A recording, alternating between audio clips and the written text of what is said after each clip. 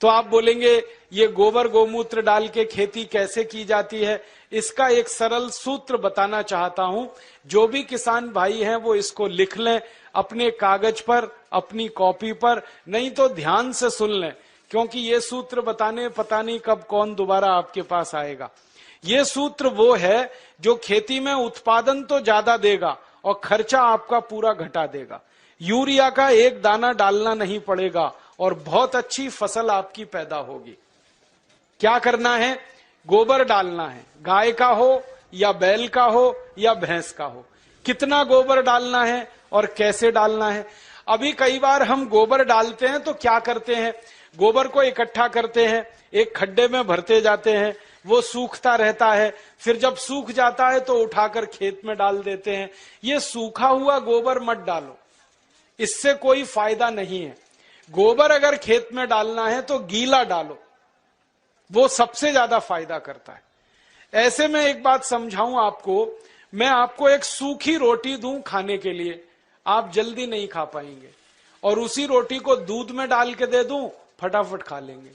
एक सूखी रोटी दे दूं, नहीं खा पाएंगे, दाल में डाल के दे दूं, जल्दी खा लेंगे।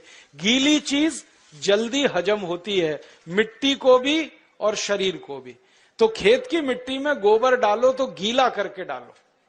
आप बोलेंगे कैसे करना है?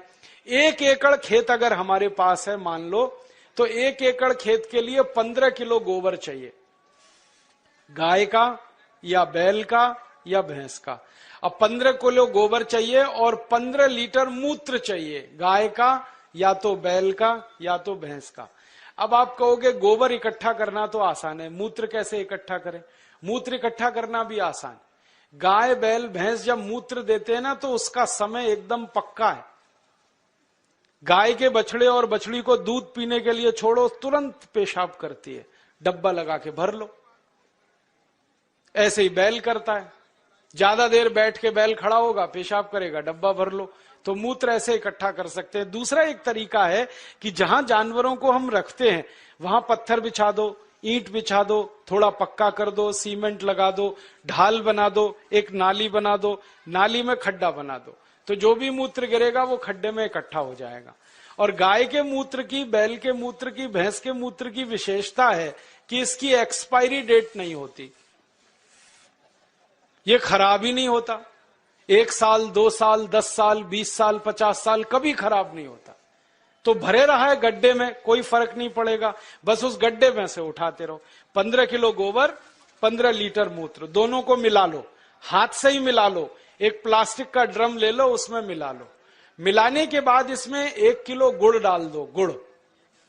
और गुड़ ऐसा डालना जो पुराना हो, जिसको कोई खाता ना हो, काला काला हो जाता है, एकदम पानी जैसा, जिसको हम छूना भी पसंद नहीं करते, वो गुड़ इसमें डाल दो 1 किलो। और 1 किलो डाल दो कोई भी दाल का आटा या चोकर। चोकर समझते? गेहूं का आटा छानने के बाद जो निकलता है, क्या कहते हैं उसको? चोकर कहते हैं। वो डाल दो 1 किलो। या अगर सस्ती दाल हो घर में उत्पादन की हुई तो उसको पीस के 1 किलो डाल दो। तो 1 किलो चोकर या 1 किलो दाल का आटा। और इसमें डालो 1 किलो मिट्टी। मिट्टी कहां से लानी है? पीपल के पेड़ के नीचे की मिट्टी या बरगद के पेड़ के नीचे की मिट्टी। तो 1 किलो मिट्टी, 1 किलो दाल का आटा, 1 किलो गुड़, 15 लीटर मूत्र, 15 किलो गोबर, ये 5 चीजें एक ड्रम में मिला दो।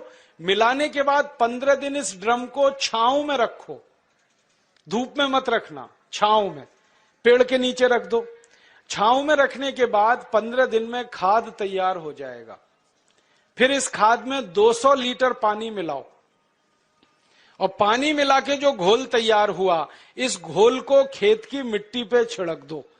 अगर खेत खाली है तो सीधे छिड़क दो, और खेत में फसल खड़ी है तो पानी के साथ इसको लगा दो। फसल में आप पानी देते हो ना, उसमें डब्बे से मिलाते जाओ, पूरे खेत में पहुंच जाएगा।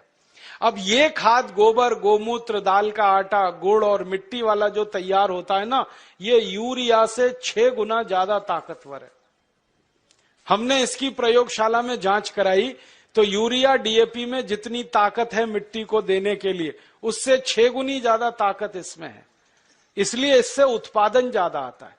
और इस खाद को हर 21 दिन में खेत में डालते जाओ। हर 21 दिन में अगर आपने डाला तो पूरे साल की एक साइकिल बन जाती है। जैसे 3 महीने की फसल है तो 4 बार डलेगा, 4 महीने की फसल है 5 बार डल जाएगा, 6 महीने की फसल है 7 बार डल जाएगा। हर 21 दिन पर यह खाद डालते जाओ। परिणाम क्या होगा? मिट्टी बहुत अच्छी हो जाएगी आपकी। और ये खाद डालने से मिट्टी में केंचुए बहुत हो जाते हैं। और केंचुओं के बारे में आप जानते हैं, केंचुए मिट्टी में ऊपर नीचे घूमते हैं और मिट्टी को खोदते रहते हैं। और केंचुए मिट्टी को भुरभुरा बनाते हैं, पोला बनाते हैं। फिर बारिश का पानी जब गिरता है मिट्टी पे तो एक एक बूंद पानी नीचे चला जाता है। अगर केंचुए ज्यादा हो तो पानी पूरा नीचे चला जाता है, माने बहकर बेकार नहीं जाता है। और केंचुए ज्यादा है ना, तो केंचुए क्या करते हैं? मिट्टी खाते हैं और जो कुछ भी वो निकालते हैं मल के रूप में, वो दुनिया की सबसे अच्छी खाद है। तो आपके खेत की मिट्टी में केंचुओं की संख्या बढ़ाओ, और वो गोबर की खाद से बढ़ती है, क्योंकि केंचुए को गोबर पसंद है। अगर आप एक बार गोबर की खाद डाल दोगे, कहीं से भी केंचुआ घूमता हुआ खेत में आ जाएगा। और केंचुआ बड़ा विचित्र जीव है, 24 घंटे काम करता है, कभी छुट्टी नहीं करता, कभी संडे नहीं, कभी मंडे नहीं, और फोकट में काम करता है। कभी टीए नहीं, कभी डीए नहीं, कभी एचआरए नहीं, न छुट्टी लेता है न तनख्वाह लेता है। और ऐसा विचित्र जीव है ये केंचुआ कि साल भर ये जिंदा रहता है और साल भर में 1 लाख बच्चे पैदा करके ही मरता है। वो ये नहीं मानता हम दो हमारे दो, वो एक केंचुआ 1 लाख पैदा करता है। तो खेत में एक केंचुआ आया तो 1 लाख हो गए, 1 लाख और 1-1 लाख करेंगे तो संख्या बढ़ती जाएगी। और जिस खेत में केंचुए ज्यादा हैं वहां की मिट्टी तो सोना पैदा करती है, ये सारे दुनिया के वैज्ञानिक मानते हैं। केंचुओं की संख्या बढ़ाओ, मिट्टी में सोना उपजेगा, खूब पैदावार होगी, खूब फसल मिलेगी। और उसका तरीका मैंने आपको बता दिया। अब 2-3 मिनट में एक और बात कह के मैं व्याख्यान खत्म करूंगा, समय हो रहा है। अब आपको मैंने खाद बनाने का एक तरीका बता दिया, अब दवा बनाने का भी एक तरीका बताता हूं। ये खाद तो आप खेत में डालोगे, बहुत उत्पादन मिलेगा, लेकिन अगर आपका पड़ोसी किसान ये खाद नहीं डाल रहा है तो एक गड़बड़ी होगी। उसके खेत में कीड़े लगेंगे। जिस खेत में यूरिया पड़ता है कीड़े उसी खेत में लगते। जहां डीएपी लगता है सबसे ज्यादा फसल को बर्बादी उसी खेत में आती है। तो पड़ोस का किसान नहीं माना, वो यूरिया डालेगा, कीड़ा उसके खेत में आएगा, फिर वो आपके खेत में भी घुस सकता है, क्योंकि कोई बाउंड्री तो बनाई नहीं है आपने। तो कीड़े मारने के लिए क्या करेंगे फिर? उसके लिए एक दूसरा सूत्र बताता हूं। कीड़े मारने की दवा भी आप खुद बना लो, बाजार से खरीद के लाने की जरूरत नहीं है।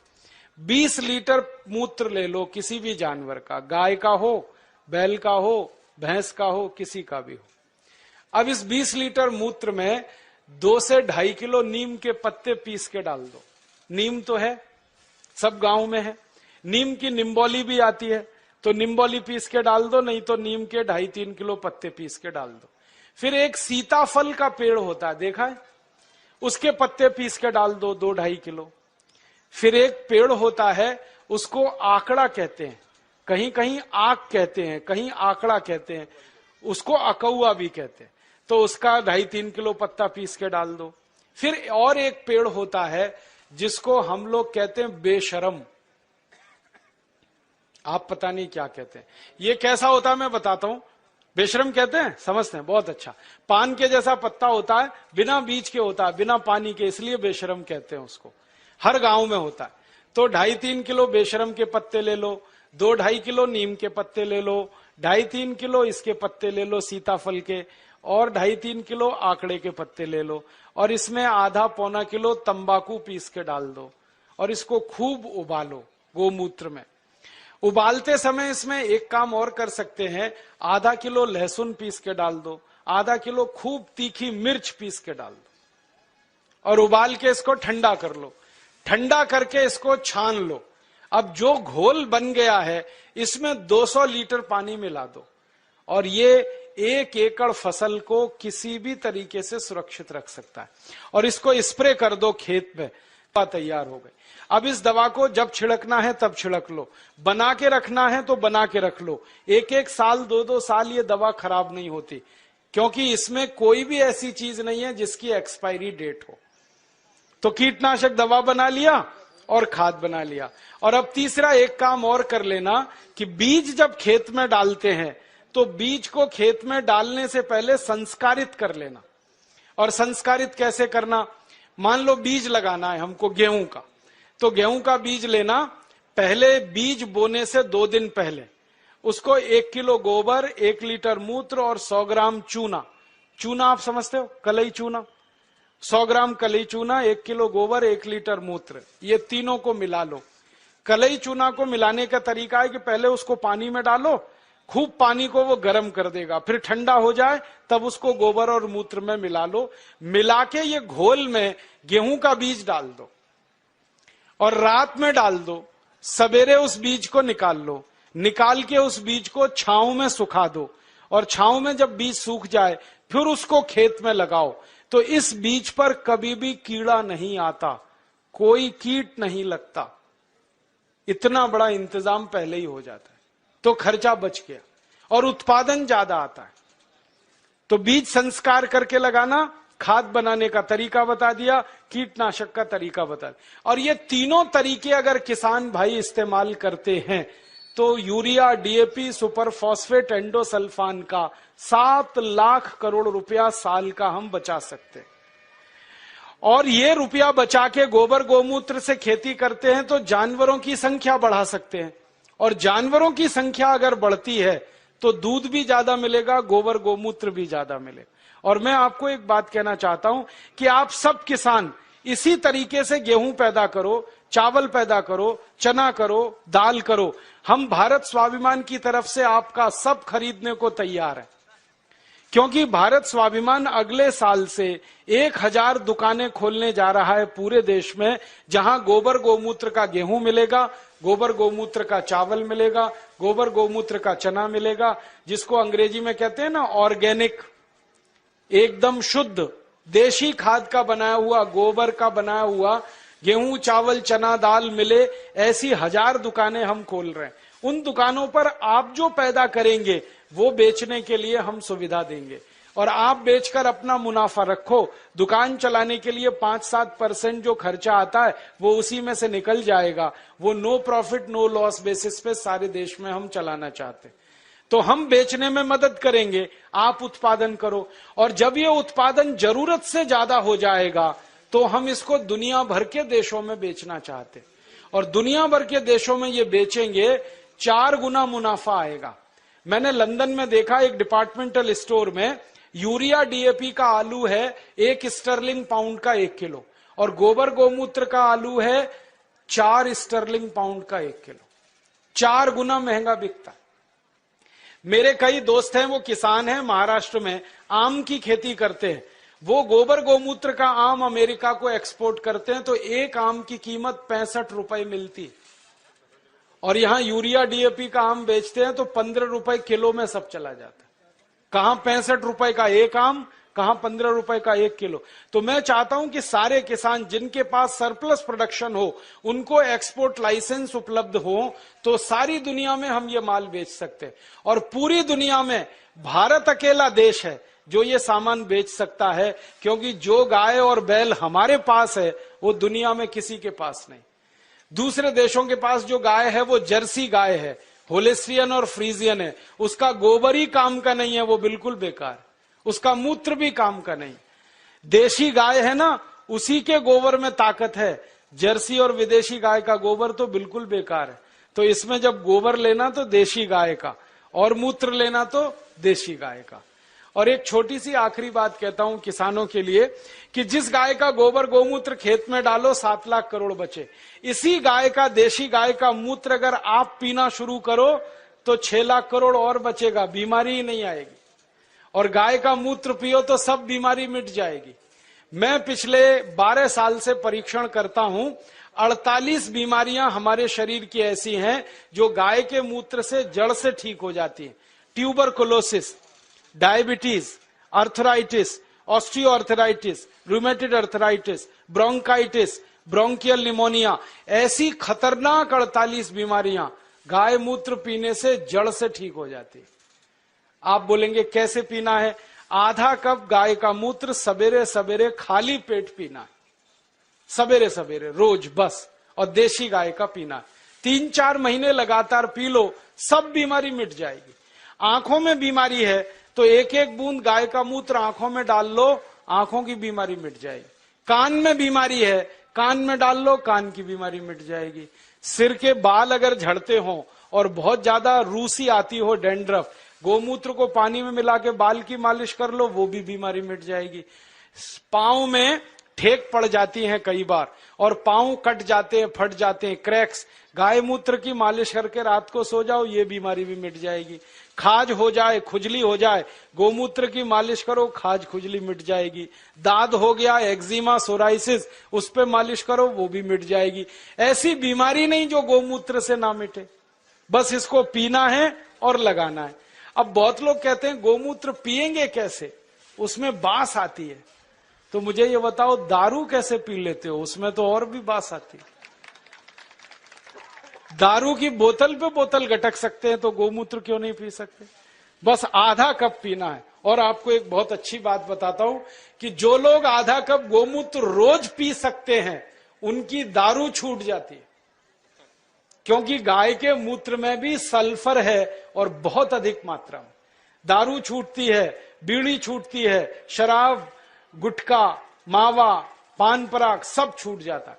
और कभी कभी मुंह खराब हो जाता है ना, गुटखा खा खा के, और इतना खराब हो जाता है कि मुंह में फोड़ा हो जाता है, जिसको हम कैंसर की पहली स्टेज कहते हैं। उसमें गोमूत्र मुंह में भरो, ऐसे ऐसे मुंह में भर के उसको घुमाओ और कुल्ला करना शुरू कर दो, वो फोड़ा भी मिट जाता है। लेकिन इसका मतलब ये नहीं है कि गोमूत्र से मुंह का फोड़ा मिटा के फिर गुटखा खाएं, छोड़ देना ही अच्छा है। तो आप इस गोमूत्र का दवा के रूप में इस्तेमाल करो, व्यसन को छोड़ने में इस्तेमाल करो, शरीर की बीमारियों को दूर करने में इस्तेमाल करो। माताएं बहनें यहां बैठी हैं, उनको एक बात बताने का दिल कर रहा है कि बहुत सारी माताओं बहनों को जब गर्भावस्था होती है ना, तो डॉक्टर कई बार कहता है कि सीजेरियन ऑपरेशन कराओ, नहीं तो बच्चा नहीं आएगा। और उसके 20 बहाने वो बताते, कभी कहेंगे जगह छोटी है, कभी कहेंगे ये बीमारी, कभी वो ये। आप कुछ मत करो, बस एक काम करना, किसी गाय की बछड़ी का मूत्र लेना आधा कप, और उसमें 100 ग्राम गोबर उसका घोल लेना। गोबर मूत्र घोल के उसको कपड़े से छान लेना। और जिस मां को गर्भावस्था है और डॉक्टर चिल्ला रहा है कि ऑपरेशन कराओ, ऑपरेशन मत कराना, वो पिला देना उसको। 2-3 घूंट सुबह, 2-3 घूंट दोपहर, 2-3 घूंट शाम। रात को बच्चा अपने आप बड़े आराम से बाहर आ जाएगा, कोई ऑपरेशन नहीं करना पड़े। मैंने हजारों माताओं बहनों की डिलीवरी इस गोबर गोमूत्र से फोकट में कराई। और ये गोबर गोमूत्र में इतनी ताकत है, मैं आपको एक मेडिकल टर्मिनोलॉजी को सरल भाषा में समझाता हूं। बच्चा कई बार उल्टा हो जाता है गर्भाशय में, तो डॉक्टर कहते हैं अब तो कोई इलाज नहीं, काटना ही पड़ेगा पेट। गोबर गोमूत्र की 3 डोज दे दो, वो उल्टा बच्चा सीधा हो जाता है। गाय के मूत्र में इतनी ताकत है, इसलिए आप इसको पीना शुरू करो, पिलाना शुरू करो। इसका इलाज सबसे अच्छा है, खर्चा कुछ नहीं है, पैसे कोई जाने वाले नहीं, गाय अपने पास है। अब मैं क्यों कह रहा हूं ये बात, बार बार आप गाय का मूत्र पियोगे, अपनी बीमारी ठीक करोगे, तो आपके मन में गाय के प्रति श्रद्धा बढ़ेगी। अभी तक तो आप दूध पीते थे, लेकिन दूध तो गाय हमेशा देती नहीं है, तो उस गाय को कसाई को बेच देते हैं। अब मूत्र तो जिंदगी भर देगी। तो मैं किसानों से कहता हूं, गाय को दूध के लिए मत पालो, मूत्र के लिए पालो। दूध मिले तो बोनस है, मूत्र असली है। और जो गोमूत्र पीना शुरू किया, आंख में डालना शुरू किया, बीमारी मिटती है। आंखों की एक बीमारी है जो दुनिया में कभी ठीक नहीं होती, उसको रेटिनल डिटैचमेंट कहते हैं। अमेरिका में भी इलाज नहीं है उसका। और एक ग्लूकोमा, बिना ऑपरेशन ठीक ही नहीं होता। ये दोनों बीमारी एक एक बूंद गोमूत्र से 3 महीने में जड़ से मिट जाती है। जिनको चश्मे चढ़ गए ना, चश्मा उतारना है तो गोमूत्र डाल लो तो चश्मा उतर जाता है। सब तरह की बीमारी आपकी खत्म करता है गाय का मूत्र, क्योंकि गोमूत्र में 18 तरह के रासायनिक तत्व हैं। सल्फर उसमें है, कैल्शियम उसमें है, आयरन उसमें है, मैग्नीशियम उसमें है, मैग्नीज उसमें है, भगवान के दिए हुए हैं, प्रचंड मात्रा में है, मुफ्त में है और बिना किसी साइड इफेक्ट के। तो गोबर गोमूत्र को खेत में डालो तो यूरिया का खर्च बचेगा, शरीर में पियो तो 6 लाख करोड़ की बीमारी का खर्च बचेगा। तो खाली गाय से ही एक साल में इस देश का 15 लाख करोड़ का फायदा हम करा सकते हैं। और ये ताकत हम में से हर किसान में है, और ये ताकत का अंदाजा किसानों को लग जाए तो भारत देश को सोने की चिड़िया बनने से कोई नहीं रोक सकता, और हमको आगे आने से कोई नहीं रोक सकता। हम तो पैदा करके दुनिया को खिला सकते हैं, इतनी ताकत गाय के गोबर और मूत्र में। बस अब एक काम करना, एक संकल्प लेके यहां से उठना कि गाय पालेंगे, उसको कसाई को नहीं बेचेंगे। मुझे दुख इस बात का है, गाय पालता है हिंदू, काटता है कसाई। क्यों? हिंदू बेच देता है, कसाई काट देता है। और हिंदुओं को पूछो भाई गाय क्यों बेची, कहने लगे जी दूध नहीं देती। दूध तो थोड़े दिन के बाद अपनी अम्मा भी नहीं देती, उसको भी बेचोगे? गाय अपनी मां के जैसी है, उसको कभी बेचना नहीं, किसी कसाई को देना नहीं, बहुत पाप पड़ेगा। अगर उसकी मृत्यु होती है तो ऐसे ही उसका अंतिम संस्कार करो जैसे अपने घर के लोगों का किया जाता है। अच्छा सा खड्डा खोद के उसको गाड़ दो। और मैं तो एक तरीका बताता हूं कि गाय मर गई तो उसका चमड़ा कभी मत उतारना, बहुत पाप लगता है। उसको ऐसे का ऐसा ही दफन करना, खड्डा खोद के, और जहां गाय को दफन किया वहां आम का एक पेड़ लगा देना। 3 साल में वो पेड़ इतने फल देगा कि आप तोड़ते तोड़ते थक जाएंगे। मैंने ये किया है, गाय का शरीर जिस मिट्टी में दफन हुआ वहां आम का पेड़ लगा दिया और दूर एक दूसरा आम का पेड़ लगा दिया। उस आम के पेड़ पे 100 फल आते हैं, तो गाय के शरीर वाले आम के पेड़ पे 400 से 500 फल आते हैं। 4-5 गुना ज्यादा उत्पादन है, और आम बड़ा होता है और एकदम मीठा होता है। माने गाय जिंदा रहते इतनी हमारी मदद करती है, मरने के बाद भी इतनी मदद करती है। इसलिए इसको कसाई को तो देना नहीं। और गाय को काटें, उसका मांस बिके 10,000 रुपए, गाय को जिंदा रखें और उसके मूत्र से दवा बनाकर बेचें तो साल की आमदनी 2 लाख रुपए है एक गाय की। इसलिए गाय फालतू नहीं है, बहुत कीमती है, बहुत मूल्यवान है। तभी तो हमारे बुजुर्गों ने, पुरखों ने कहा कि गाय में 33 करोड़ देवता हैं। ये कोई सामान्य बात नहीं है। और जो देवता है ना, उनमें गोबर में तो लक्ष्मी है और गोमूत्र में धन्वंतरी है। ये अब समझ में आया। मेरी अम्मा मुझे समझाती थी, दादी, कि गोमूत्रे वसति लक्ष्मी, सॉरी, गोमय वसति लक्ष्मी, गोमूत्रे धन्वंतरी, ऐसा एक संस्कृत सूत्र हमने सीखा था। अब गाय के मूत्र में धन्वंतरी, गोबर में लक्ष्मी, तब समझ में नहीं आया, अब आया कि गोबर डालते हैं खेत में, खूब अन्न पैदा होता है और बहुत महंगे दाम पर विदेशों में बिकता है, तो डॉलर के डॉलर आते हैं। तो लक्ष्मी ऐसे है गोबर में। और मूत्र को उपयोग करते हैं तो बीमारी मिटती है, बीमारी मिटे तो धन्वंतरी ही है फिर। तो गोबर गोमूत्र में भगवान है, ये ध्यान रख के आप अपने घर में गाय लेके आओ। और मेरा तो आपको कहना है कि जर्सी गाय जो गलती से लाई हो तो तुरंत बेचो, देशी लेके आओ। जर्सी बेचोगे तो 3 देशी गाय आएगी। जर्सी खाती भी ज्यादा है, हगती भी ज्यादा है और बिल्कुल बेकार है उसका गोबर, ना उसका गोबर काम का ना मूत्र काम का। आप कहोगे जो दूध ज्यादा देती है, वो दूध बिल्कुल बेकार है, कोई पीने लायक नहीं है। दुनिया के किसी देश के लोग जर्सी गाय का दूध नहीं पीते, भारत को छोड़कर। डेनमार्क में सबसे ज्यादा जर्सी गाय है, फिर भी वो दूध नहीं पीते, क्योंकि कहते हैं इससे कैंसर होता है, अर्थराइटिस होता है। तो इस जर्सी गाय को बेच के देशी गाय लाओ और उसको पालो, तो आपका ये जीवन सुधरेगा, परलोक भी सुधरेगा। और मैं तो मानता हूं गाय का सबसे बड़ा मूल्य है, सवेरे ही सवेरे सोकर उठो और गाय के चेहरे का दर्शन करो तो भगवान का दर्शन हो गया। इतना आनंद और इतनी खुशी मिलती है गाय का दर्शन करने में। आंखें देखो कितनी सुंदर हैं, चेहरा कितना सुंदर है। तो ऐसी गाय पालकर अपनी खेती सुधारो, खुद को सुधारो, देश को सुधारो। ये निवेदन करके मैं इस व्याख्यान को समाप्त करता हूं। आपको धन्यवाद देता हूं कि आपने बड़ी ध्यान से, गंभीरता से सुना, और निवेदन करता हूं कि ये करना जरूर। अच्छा, ये बताओ, करोगे? कौन कौन करेगा? जरा हाथ तो उठाओ। बहुत बढ़िया। और जब ये पैदा होने लगे गेहूं, चावल, चना, दाल, तो मुझे पतंजलि समिति को बताना, हम उसके बिकवाने के लिए आपकी पूरी मदद करेंगे। अच्छे से अच्छा भाव आपको मिले, अच्छी से अच्छी कीमत पर ये चीजें बिकें, उसके लिए हम आपकी मदद करेंगे। धन्यवाद।